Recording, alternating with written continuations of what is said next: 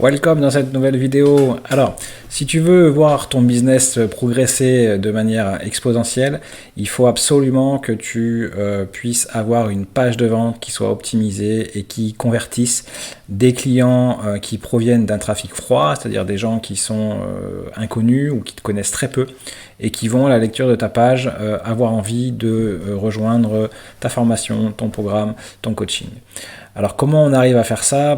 C'est simplement en passant du temps à créer sa page de vente. Je vais t'expliquer 5 conseils qui vont te permettre d'améliorer toute la partie rédaction de ta page de vente, dans ce qu'on peut appeler le copywriting.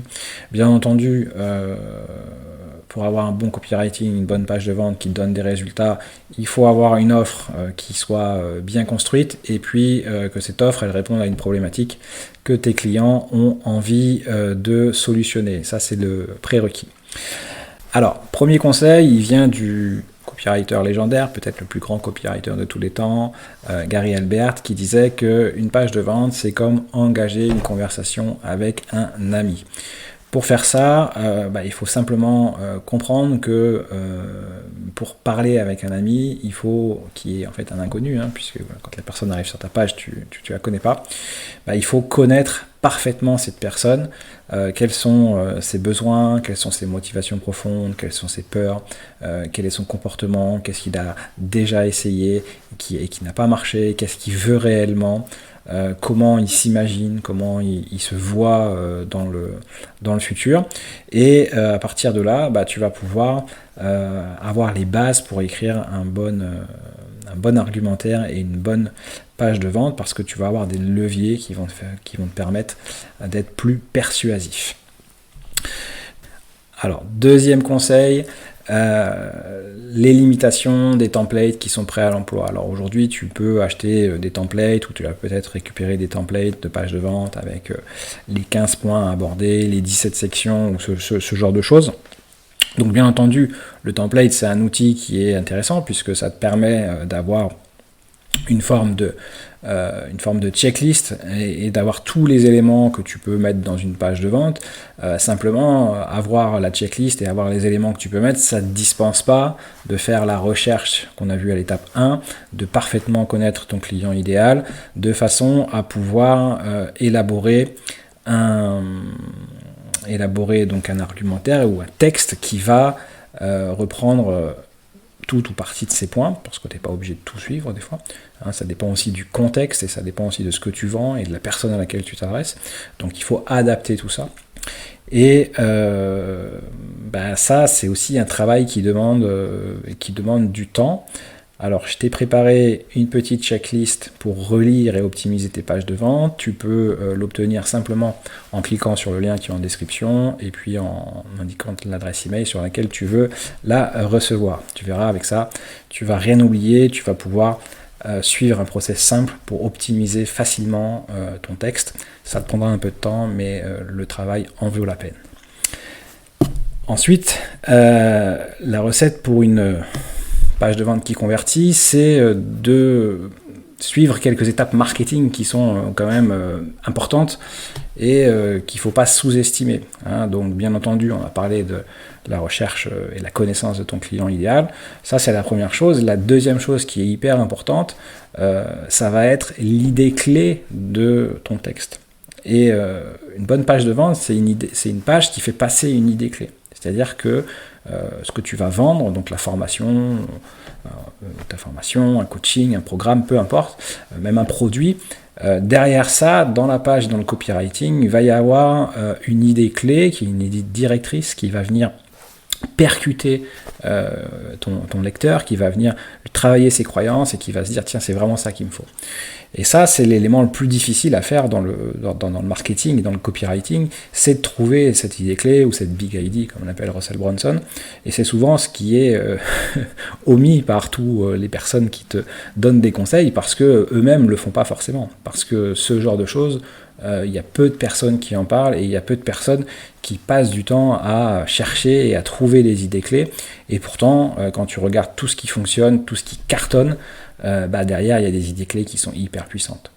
Donc ça aussi, c'est souvent ce que je fais moi en termes d'accompagnement, c'est que j'aide les gens à faire émerger leur Big ID qui est derrière leur offre, qui est dans ce qu'ils proposent, mais qui des fois n'est pas bien formulé, bien identifié, et c'est ça qui fait que la page de vente, elle convertit pas. La page de vente, elle reste banale, elle reste un petit peu basique, elle suit un template, donc on voit qu'il y a des structures de copywriting qui sont les 15 points, mais elle ne parle pas aux gens qui la lisent, et il y a peu de conversion.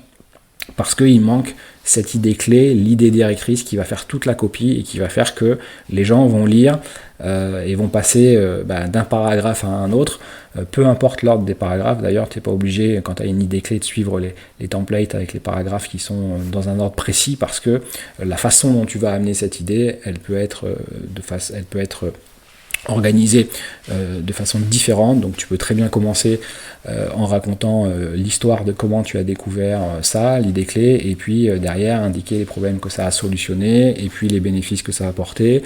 Ou tu peux très bien commencer par une promesse et en dessous vendre des bénéfices, et puis après expliquer comment cette nouvelle idée fait pour résoudre des problématiques, etc., etc. Donc ça veut dire que le troisième point de ce troisième conseil, la structure, elle peut évoluer, et ce qui est important dans la structure, c'est effectivement d'avoir une bonne promesse au départ, ensuite d'avoir des titres qui soient clairs, qui soient accrocheurs, des titres qui mettent en avant des bénéfices et de la transformation, et puis d'avoir ce qu'on appelle des puces promesses dans ta page, donc qui vont récapituler un petit peu tout ce que tu vas offrir. Et déjà quand tu as ça, tu as fait, en termes de structure, tu as fait une grande partie du travail, et c'est souvent la partie pareil, que les gens mettent un peu de côté. Ils vont écrire le contenu, les 12 modules, les 32 PDF, les 3 vidéos, les deux bonus offerts, les témoignages, la garantie, ils vont mettre ce genre de choses en avant, mais ils vont pas travailler des titres, travailler des idées, et c'est ça qui fait toute la différence. Bien entendu, ensuite quand tu passes à la rédaction, l'idée c'est d'écrire un premier jet rapidement, de façon complète, et puis de venir le corriger une fois que tu as tout un premier jet. Pour le corriger, tu suis la petite checklist que je t'ai préparée, tu la retrouves en lien dans la description. Ce que tu vas trouver donc dans cette fiche, c'est un petit peu les conseils de Mémé Copywriting, des recettes à l'ancienne, mais tout un process qui va te permettre d'améliorer ton texte une fois qu'il est écrit, bien sûr, ton premier jet. Donc tu vas avoir des petites techniques old school, mais qui fonctionnent, comme faire une pause. C'est-à-dire que des fois c'est sortir de ton texte, faire une pause et le reprendre le lendemain, l'imprimer, le lire et noter des choses sur ton texte, le réorganiser pour que ton message soit fluide, le lire à voix haute, supprimer des mots qui sont trop techniques, enlever des qualificatifs qui viennent amoindrir la puissance de ton texte, etc., etc. Donc plein de petites idées comme ça qui sont très puissantes et qui te permettent de faire une bien meilleure copie. Ensuite, dernière étape, ça va être, une fois que tu as tout ça, ça va être de faire une sorte de révision finale. Et là, ce qui est intéressant quand tu as ton texte, c'est de pouvoir le montrer à quelqu'un ou à plusieurs personnes qui vont pouvoir le relire et qui vont te dire si elles comprennent, si ça a du sens, si les mots qui sont utilisés leur parlent. Alors si c'était ton client idéal, c'est bien. Si c'est d'autres collègues à toi, et assure-toi quand même qu'ils sachent de quoi tu parles, de quoi il s'agit, qui pourrait être un petit peu ton client idéal. Et si après tu collabores avec d'autres marketeurs ou d'autres personnes qui font du copywriting, l'idée c'est d'échanger sur vos pages de façon à avoir un feedback qui te permet de corriger, parce que des fois on peut faire passer des mots ou des phrases qui ont pour nous un sens, mais c'est pas le sens qui va être compris par la personne qui lit la page de vente. Donc voilà 5 conseils et 5 étapes pour optimiser tes pages de vente. Rappel, une page de vente qui convertit sur ton offre principale, c'est un actif qui est essentiel à avoir, puisque ça va te permettre de sortir du fait de toujours devoir t'adresser à du trafic chaud, donc à des prospects qui te connaissent, qui t'ont suivi pendant des mois sur les réseaux sociaux, ou que tu as dû prospecter, et que tu peux envoyer sur une page de vente ou sur un bon de commande une fois que tu as fait ces différentes actions. Donc si tu veux vraiment développer ton business et avoir des ventes qui arrivent via du trafic froid, c'est-à-dire du trafic qui provient de la publicité pour faire beaucoup plus de ventes, il te faut une page de vente qui soit béton. Et c'est ce qu'on a vu aujourd'hui. Je te dis à très bientôt pour une nouvelle vidéo. Ciao, ciao.